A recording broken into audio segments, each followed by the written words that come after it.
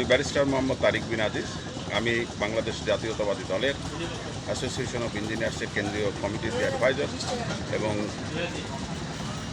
বাংলাদেশ প্রকৌশল বিশ্ববিদ্যালয় কেন্দ্রীয় ছাত্র সংসদের সাবেক নির্বাচিত ভিপি এবং জাতীয়তাবাদী ছাত্রদল কেন্দ্রীয় সংসদের সাবেক সহসভাপতি।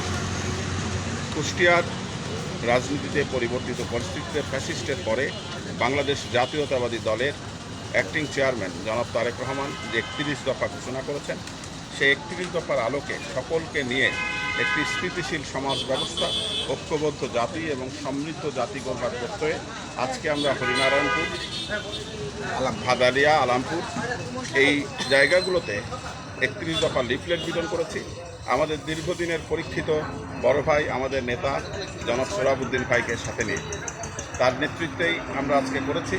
এটি বিএনপি প্রমাণ করে যে কুষ্টিয়াতে বিএনপির মধ্যে তারেক রহমানের যে নির্দেশনা, দলমত নির্বিশেষে সকল মানুষ যেমন একতাবদ্ধ বিএনপির ছায়াতলে, ঠিক সেরকম দলীয় নেতাকর্মীরাও ঐক্যবদ্ধ তারেক রহমানের নেতৃত্বে এই 31 দফার আলোকে বাংলাদেশ বিনির্মাণে।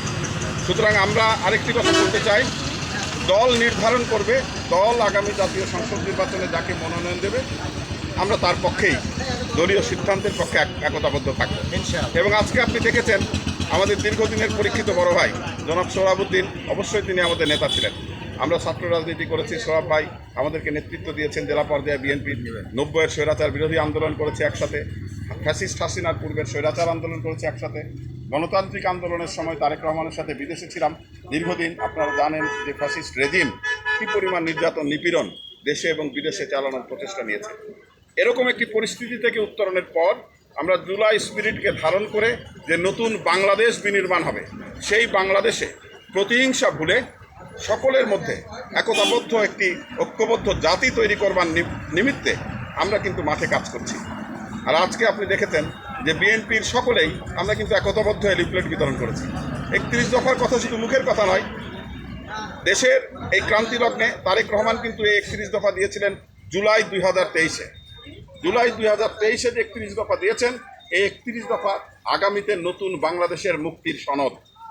এই সনদ আমরা সম্মিলিতভাবে, ঐক্যবদ্ধভাবে দেশ গড়ার কাজে একতাবদ্ধ আছি, এটির প্রমাণ। সুতরাং আজকে যে পথসভা শেষ করে আমরা আজকে আপনাদের সাথে কথা বলছি, এই নতুন বাংলাদেশ বিনির্মাণে কুষ্টিয়ার সকল দেশপ্রেমিক জনতাকে, ফ্যাসিস্ট বাদে সকলকে ঐক্যবদ্ধ থেকে দেশনায়ক জনাব তারেক রহমানের নেতৃত্বে আগামীর বাংলাদেশ বিনির্মাণের প্রত্যয় ব্যক্ত করছি। আপনারা ধানের শীষের পক্ষে থাকবেন, শহীদ রাষ্ট্রপতি জিয়াউর রহমানের পক্ষে থাকবেন, দেশনেত্রী বেগম খালেদা জিয়ার পক্ষে থাকবেন এবং তারুণ্যের অহংকার জনাব তারেক রহমানের পক্ষে থাকবেন। আপনাদের সকলকে আন্তরিক ধন্যবাদ এবং মোবারক।